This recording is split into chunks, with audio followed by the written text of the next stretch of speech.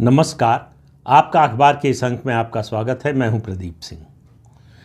मुख्य चुनाव आयुक्त और 2 चुनाव आयुक्तों की नियुक्ति से संबंधित विधेयक संसद के दोनों सदनों से पास हो चुका है। अब 1-2 दिन में वो देश का कानून बन जाएगा। इस विधेयक के पास होने, इसके कानून बनने से बहुत से लोगों के पेट में दर्द हो रहा है। विपक्षी दलों के पेट में दर्द हो रहा है, राजनीतिक दलों नेताओं के पेट में दर्द हो रहा है। ये बात समझ में आ सकती है। उनको कोई मुद्दा चाहिए, हर समय सरकार का विरोध करना उनका जो है कर्तव्य और धर्म दोनों है, और विरोध के लिए विरोध करना ये उनकी आदत बन गया है। इसलिए विपक्षी दल क्या कह रहे हैं, विपक्षी नेता क्या कह रहे हैं, इसकी बात नहीं करूँगा।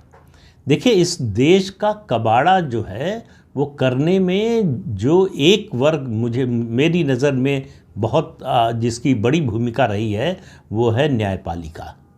न्यायपालिका को एक तो हर थोड़े समय पर ये खुजली होती रहती है कि किस तरह से एडमिनिस्ट्रेशन के डोमेन में, यानी एग्जीक्यूटिव के डोमेन में हम हस्तक्षेप करें, किस तरह से हम जो पार्लियामेंट्री सिस्टम है, लेजिस्लेटिव जो विंग है, उसके कामकाज में हस्तक्षेप करें। तो समय समय पर इस तरह के मुद्दे जो है न्यायपालिका उठाती रहती है, और ये भूल जाती है कि संविधान ने बड़ा स्पष्ट बंटवारा किया है कामकाज का, लेजिस्लेचर, एग्जीक्यूटिव और जुडिशरी के बीच में। लेकिन सुप्रीम कोर्ट को लगता है कि वो सुप्रीम, नाम में सुप्रीम है तो वो सुप्रीम है, वो पार्लियामेंट से ऊपर है, वो एग्जीक्यूटिव से ऊपर है, तो किसी मामले में फैसला ले सकता है, किसी मामले में हस्तक्षेप कर सकता है। पिछले दिनों जो है, इसी साल की बात है, एक इलेक्शन कमिश्नर की नियुक्ति हुई, उसको लेकर बड़ा हंगामा हुआ। सुप्रीम कोर्ट गया विपक्ष, उसमें सुप्रीम कोर्ट ने कहा कि हम देखेंगे कि कैसे नियुक्ति हुई, हमको वो फाइल भेजिए, हम देखना चाहते हैं कि आपका सिलेक्शन प्रोसेस क्या है। ऐसा लगा कि जैसे देश की सुरक्षा को लेकर बहुत बड़ा खतरा पैदा हो गया हो, इस तरह से माहौल बनाया गया। वो फाइल जो है सरकार ने भेज दी, फाइल में कुछ नहीं मिला। तो फिर दूसरे मुद्दे पर आ गए, कहा कि जब संविधान बना था तब संविधान निर्माताओं ने कहा था कि मुख्य चुनाव आयुक्त की नियुक्ति के लिए सरकार को संसद से एक कानून बनाना चाहिए। आज तक वो कानून नहीं बना। तो भाई, आपको 75 साल तक क्यों नहीं याद रहा कि वो कानून नहीं बना? सुप्रीम कोर्ट तो तब से है जब से संविधान बना है। तो आपको अब तक याद नहीं रहा कि इस देश में संसद से बना हुआ कानून नहीं है मुख्य चुनाव आयुक्त की नियुक्ति के लिए। तो आपने कहा कि सरकार जो है जल्दी से जल्दी मुख्य चुनाव आयुक्त की नियुक्ति के लिए एक कानून बनाए, जो संविधान निर्माताओं की इच्छा थी। बड़ी अच्छी बात है।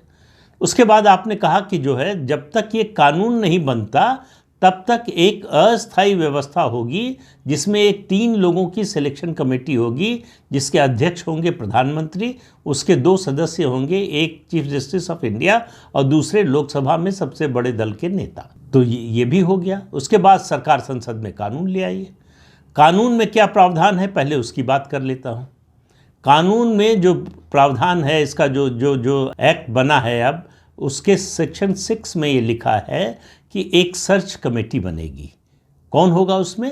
देश का सबसे टॉप ब्यूरोक्रेट यानी कैबिनेट सेक्रेटरी उसका अध्यक्ष होगा, और 2 वरिष्ठतम जो है वो ब्यूरोक्रेट्स उसके सदस्य होंगे। तो कैबिनेट सेक्रेटरी की अध्यक्षता में ये सर्च कमेटी बनेगी, और ये सर्च कमेटी 5 नामों की संस्तुति करेगी। इन्हीं में से चयन होगा। चयन कौन करेगा?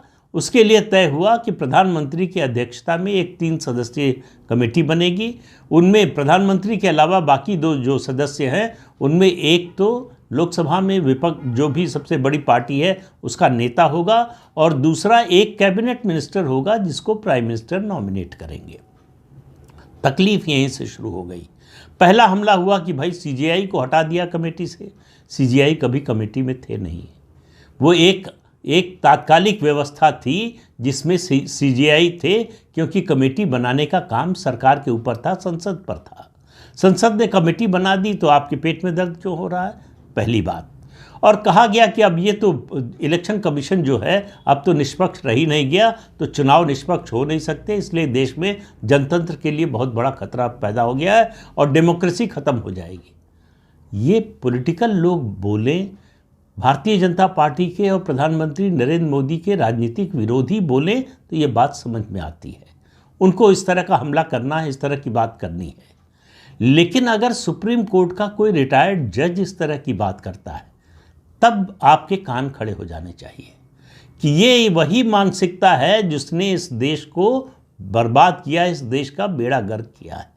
ये जो सेकुलर माइंडसेट है, ये जो अपने को बहुलतावादी बताते हैं, ये जो अपने को निष्पक्ष बताते हैं, दरअसल सबसे ज़्यादा नुकसान इन्हीं लोगों ने किया है। तो सुप्रीम कोर्ट के एक रिटायर्ड जज हैं रोहिंटन नरीमन। ये फली नरीमन देश के सबसे बड़े वकीलों में एक उनके बेटे हैं और सुप्रीम कोर्ट के जज रहे। तो आप समझ लीजिए कि इनका माइंडसेट क्या है। इनका माइंडसेट वो कॉलोनियल जो माइंडसेट वाले लोग हैं, बिल्कुल उसी तरह का है। इस देश की संस्कृति से विरोध है, इस देश का जो भी देशज है, जो सनातन है, उससे विरोध है। तो इनको इस सरकार से विरोध है क्योंकि ये सरकार सनातन की पुनर्स्थापना की कोशिश कर रही है। तो ये सरकार कोई अच्छा काम कर ही नहीं सकती। इस सरकार ने कोई भी कदम उठाया है तो वो गलत ही होगा। तो इनको 370 अनुच्छेद 370 और 35 से हटाने पर भी एतराज़ है। सुप्रीम कोर्ट का जो 5 जजेस का यूनानिमस जजमेंट आया है अनुच्छेद 370 और 35 ए पर, उस पर भी एतराज़ है।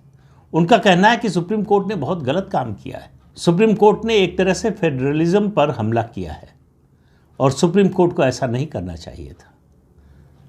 अब मैं उस मुद्दे पर नहीं जाऊंगा, 370 का मामला अब अलग है। वो मुद्दा जो है हर तरफ से हल हो चुका है। अब उसमें कुछ कहने सुनने के लिए गुंजाइश बची नहीं है। जो लोग रो रहे हैं उनको रोने दीजिए। वो 75 साल उन्होंने इसी 370 और 35 ए पर मौज की थी, तो आज उनके रोने का दिन है, तो उनको शांति से रोने देना चाहिए। इसलिए मैं उनकी चर्चा नहीं करूँगा, लेकिन ये न्यायाधीश महोदय की चर्चा ज़रूर करूँगा जो उन्होंने मुख्य चुनाव आयुक्त और चुनाव आयुक्तों के निर्वाचन से संबंधित कानून को लेकर टिप्पणी की है। उनका कहना है कि सुप्रीम कोर्ट के चीफ जस्टिस को हटा दिया कमेटी से। सुप्रीम कोर्ट के चीफ जस्टिस उस कमेटी में कभी नहीं थे। एक अस्थायी व्यवस्था थी। पिछले 75 साल से कोई कमेटी नहीं थी। अब जो व्यवस्था बनी है उसमें एक सर्च कमेटी बनेगी जो 5 नामों के पैनल का सजेशन देगी। उन 5 नामों में से सिलेक्शन करने वाली एक 3 सदस्यीय कमेटी होगी प्रधानमंत्री की अध्यक्षता में। वो चयन करेगी। देश में पहली बार, आज़ादी के बाद से पहली बार, मुख्य चुनाव आयुक्त और चुनाव आयुक्तों के चयन में जो मुख्य विपक्षी दल है, यानी लोकसभा में सबसे बड़ा विपक्षी दल है, उसका नेता भी शामिल होगा, उसकी राय भी शामिल होगी। ये परिवर्तन इनको लग रहा है कि ये बहुत बुरा परिवर्तन हुआ है। जब तक सरकार नियुक्त कर रही थी, प्रधानमंत्री नियुक्त कर रहे थे, इनको कोई एतराज़ नहीं था, इनको कोई समस्या नहीं थी। जैसे ये कमेटी बनी, क्योंकि इस सरकार ने बनाई कमेटी, तो इनको पहले से बेहतर की गई व्यवस्था। पहले तो कोई विपक्ष का नेता नहीं होता था। और दूसरी बात, मैं शायद ये बात पहले भी कह चुका हूँ और ये बात मैं नहीं कह रहा हूँ, ये बात डॉक्टर भीमराव अंबेडकर जो हमारे संविधान निर्माता हैं उन्होंने कही थी।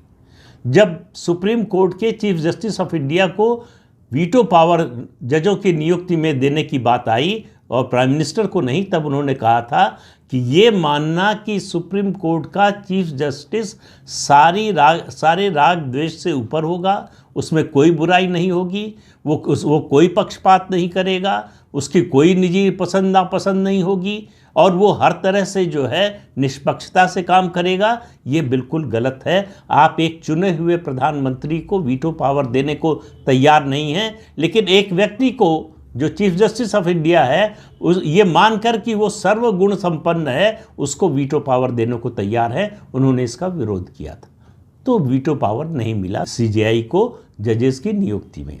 हालांकि बाद में जो है एक तरह से परोक्ष रूप से सुप्रीम कोर्ट ने कर दिया। जो कॉलेजियम की व्यवस्था बनी उसमें जो है वो चीफ जस्टिस ऑफ इंडिया और बाकी जजेस जो है यही काम करते हैं, लेकिन वो मुद्दा अलग है, उस पर अभी बात नहीं करेंगे। अभी चीफ इलेक्शन कमिश्नर और इलेक्शन कमिश्नर्स की नियुक्ति की बात करते हैं। अब आप देखिए कि चीफ इलेक्शन कमिश्नर्स की नियुक्ति पिछले 75 साल से जिस तरह से हो रही है, उसमें हर तरह के अनुभव मिलेंगे, अच्छे भी मिलेंगे, बुरे भी।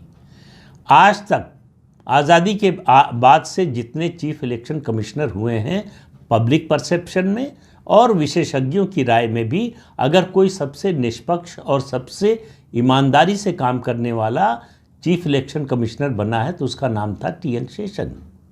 और टी.एन. शेषन को किसी सीजीआई ने नहीं सजेस्ट किया था, कोई सीजीआई की कमेटी नहीं थी जिसने उनका नाम सुझाया था। और अगर ये कमेटी होती तो टी.एन. शेषन शायद मुख्य चुनाव आयुक्त बनते ही नहीं, क्योंकि वो राजीव गांधी और गांधी परिवार के बहुत करीबी थे। उनके ऊपर इस तरह के पक्षपात के बहुत से आरोप थे। ऐसी हालत में उनका नाम रिजेक्ट हो गया होता। और उसी व्यवस्था से, जिस व्यवस्था से टी.एन. शेषन निकले, उसी व्यवस्था से नवीन चावला भी निकले, मुख्य चुनाव आयुक्त बने, जो इंदिरा गांधी के सचिवालय में थे, जिन पर शाह कमीशन में केस चला था, इमरजेंसी के खिलाफ जो अत्याचार हुए थे उनके मामले में। वो मुख्य चुनाव आयुक्त उनको बनाया यूपीए शासन में, सोनिया गांधी के निर्देशन में। परिवार के प्रति जो है स्वामी भक्ति जो है उनका सबसे बड़ा गुण माना गया और उनको मुख्य चुनाव आयुक्त बनाया गया। किसी ने एतराज़ नहीं किया कि चुनाव आयोग की निष्पक्षता कॉम्प्रोमाइज़ हो गई, अब चुनाव निष्पक्ष नहीं हो सकते और देश का जनतंत्र खतरे में पड़ गया है। किसी को कोई एतराज़ नहीं हुआ।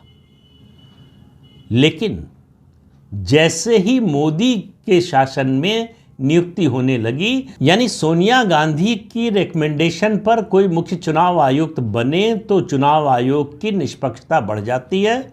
और मोदी जो देश के प्रधानमंत्री हैं, निर्वाचित प्रधानमंत्री हैं, बड़े बहुमत से जीते हुए हैं, दुनिया के सबसे लोकप्रिय, सबसे बड़े, सबसे प्रभावी नेताओं में हैं, उनकी रिकमेंडेशन से अगर कोई मुख्य चुनाव आयुक्त या चुनाव आयुक्त नियुक्त होता है तो वो कॉम्प्रोमाइज़ करना होगा डेमोक्रेसी के साथ, डेमोक्रेटिक वैल्यूज़ के साथ। ये जो नैरेटिव है इसको समझने की कोशिश कीजिए। ये एंटी इंडिया नैरेटिव है, ये भारत विरोधी विमर्श है, ये सनातन विरोधी विमर्श है, जिसको हवा देने वाले जुडिशरी में कितनी बड़ी संख्या में लोग हैं इसका अंदाज़ा लगाना मुश्किल है। यही रोहिंटन नरीमन जब सुप्रीम कोर्ट के जज थे, तो आप अंदाज़ा लगाइए किस तरह के फैसले इन्होंने दिए होंगे और किस तरह की सोच रही होगी।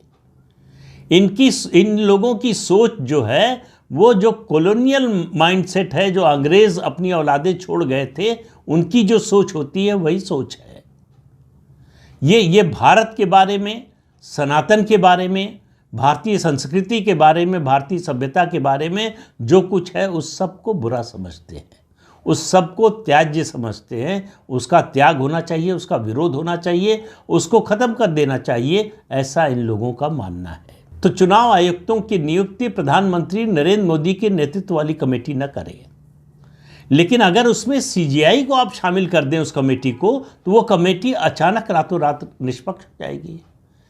सीजीआई का किसी कमेटी में होना निष्पक्षता की गारंटी कैसे है? ये तर्क कोई समझाए कि कैसे है? दो पद हैं जिन पर नियुक्ति में सीजीआई कमेटी में होते हैं, प्रधानमंत्री, चीफ जस्टिस ऑफ इंडिया, और लोकसभा में सबसे बड़े विपक्षी दल के नेता। सीबीआई के डायरेक्टर और चीफ विजिलेंस कमिश्नर की नियुक्ति इन दोनों में होते हैं। और मुझे बताइए एक सीबीआई डायरेक्टर का नाम जिस पर पक्षपात का आरोप न लगा हो, भ्रष्टाचार का आरोप न लगा। तो सीजीआई के होने से क्या फ़र्क पड़ा? सीजीआई के होने से क्या इस बात की गारंटी हुई कि सीबीआई डायरेक्टर पर कोई सवाल नहीं उठाएगा, उस कमेटी द्वारा नियुक्त सीबीआई डायरेक्टर पर या उस कमेटी द्वारा नियुक्त चीफ विजिलेंस कमिश्नर पर? तो चीफ जस्टिस ऑफ इंडिया के होने से कमेटी में, सिर्फ उनका नाम होने से, उनके बैठने से उस कमेटी में निष्पक्षता की, ईमानदारी की गारंटी कौन दे सकता है, कौन देता है? तो अगर चीफ इलेक्शन कमिश्नर की नियुक्ति में चीफ जस्टिस ऑफ इंडिया बैठेंगे तो वो कैसे निष्पक्ष होगा, इस बात की गारंटी कौन देगा? लेकिन उससे नैरेटिव नहीं बनता। उससे दिक्कत ये है कि मोदी को ये अधिकार क्यों मिल रहा है?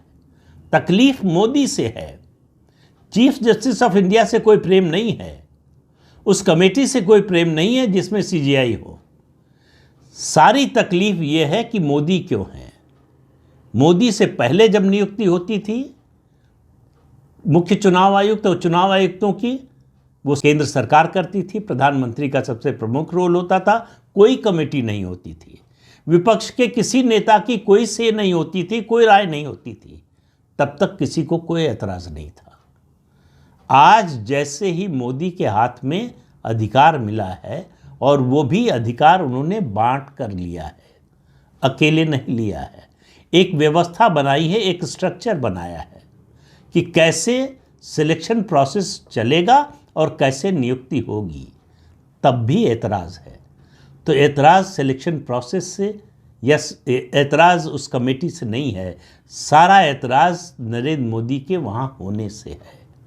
आज आप नरेंद्र मोदी का नाम निकालकर किसी और का नाम रख दीजिए, इन लोगों को मुख्य चुनाव आयुक्त और चुनाव आयुक्तों की नियुक्ति पर कोई संदेह नहीं रहेगा। तो इस मानसिकता को समझिए, लड़ाई दरअसल इसी से है, इसी के खिलाफ लड़ने की ज़रूरत है, इसी मानसिकता से संघर्ष की ज़रूरत है, इसी मानसिकता का विरोध करने की ज़रूरत है।